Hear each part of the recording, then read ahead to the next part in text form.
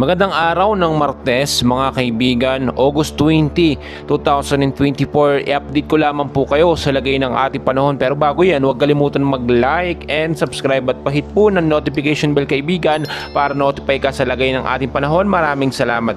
So mga kaibigan, ito po nga binabantayan natin ngayon, na tropical cyclone na nasa labas po ng Philippine Area of Responsibility or nung mga nakaraan ay Bagyong Dindo na saglit na pumasok po sa ating bansa ay tuluyan na nga pong lumayo or nakalayo sa ating bansa or sa Philippine Area of Responsibility.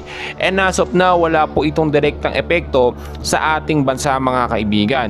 Pero meron po tayong bagong sama ng panahon na binabantayan, dito rin po malapit or katabi din po nitong tropical cyclone po na si Bagyong Dindo na nasa labas ng PAR na posible din po maging active LPA within 24 to 48 hours. Tignan nyo mabuti sa ating pinaka-live radar mga kaibigan.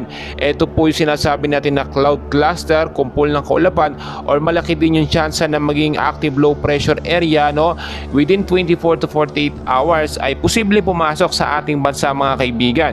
So kung ito man ay maging tropical depression or tropical cyclone or mahinang bagyo, ito po ay posibleng tawagin Bagyong Enteng sa bansang Pilipinas mga kaibigan. Kasunod po ni Bagyong Dindo mga kaibigan, at dahil po dyan nagpapaulan pa rin sa atin ngayong hapon hanggang sa gabi mga kaibigan, ngayong Martes ay eto pong southwest monsoon or hanging habagat po na nakakaapekto pa rin sa ating bansa.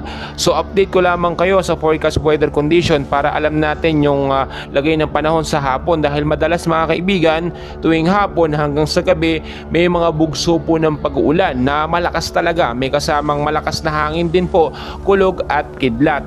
Sa area po mga kaibigan ng Batanes at Babuyan Island, maulap po na kalangitan ang mararanasan dyan. Meron po mga isolated light rains to heavy rainfalls pagdating naman sa gabi. Dahil naman po yan sa southwest monsoon or hanging habagat, samahan pa yan ng localized thunderstorm na apektado po dyan sa lugar na aking mga nabanggit.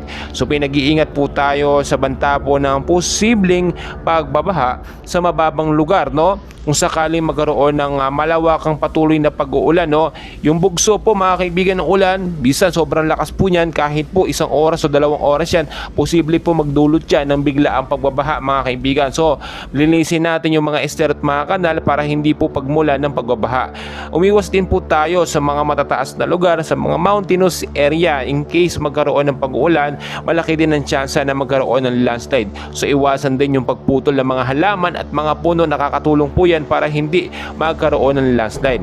Dito naman po sa area ng Metro Manila at the rest po ng ating bansa, patuloy pa rin po makakaranas ng maulap na panahon, mga pag-uulan din, isolated light rains and heavy rainfalls pagdating sa gabi ang mararanasan dahil naman po sa localized thunderstorm mga kaibigan na siyang mas malakas pa minsan sa itunuturing natin na bagyo na pumapasok. Kung naaalala po ninyo, sumibandang Kabanatuan itong mga nakaraang araw lamang o last week po mga kaibigan ay bumugso po ang sobrang lakas po na pag-uulan na may kasamang hangin mga kaibigan. Tornado po o malakas na hangin ng naging sanhi doon, talagang nakapinsala po ng mga kabahayan, tumbahan po ang mga puno. So hindi po natin inaasahan yung ganung pagkakataon, kaya po mas maganda nakahanda po tayo anumang oras. Minsan po kasi dahil sa localized thunderstorm, malakas na pag-uulan, kapag sinamahan ng hangin, malaki po ang pinsala sa atin mga kaibigan. So ito yung sinasabi po natin na cloud cluster or ito nga pong kumpol na kaulapan or mahinang LPA mga kaibigan, may chance po ba na maging isang bagyo? Well, ayon na rin sa ating forecast sa update mga kaibigan, and ayon na rin sa Pag-asa, as of now maliit pa yung chance. Pero hindi po inaalis yung mga posibilidad na ito po yung maging isang mahinang bagyo within 24 to 48 hours. Mas maganda nakahanda na tayo mga kaibigan. Sa tala ng Pag-asa, 1 hanggang 2 bagyo ang posibleng pumasok sa ating bansa. So pumasok na si Bagyong Dindo at inaasahan natin na posibleng isang bagyo pa pumasok bago po matapos ang buwan ng Agosto. Kaya naman mga kaibigan, kung kayo po ilalabas sa inyong mga kabahayan pagdating sa hapon at sa gabi, ugaliin po magdala ng payong, jacket, kapote, panlaban po yan sa biglaang pag-uulan. Lagi ko pong pinapaalala, always know the weather before you go para safe at handa po tayo lagi sa anumang